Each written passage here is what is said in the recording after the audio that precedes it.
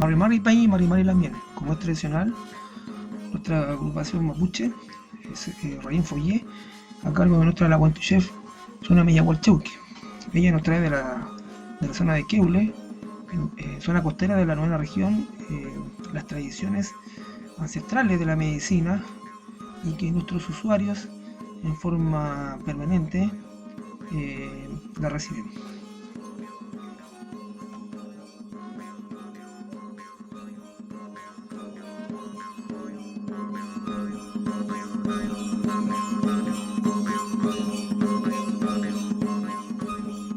Las atenciones se realizaron en los consultorios de Placeres, Cerro Barón, San José de Robelillo y nuestra sede social Raín Follé del Paradero 22.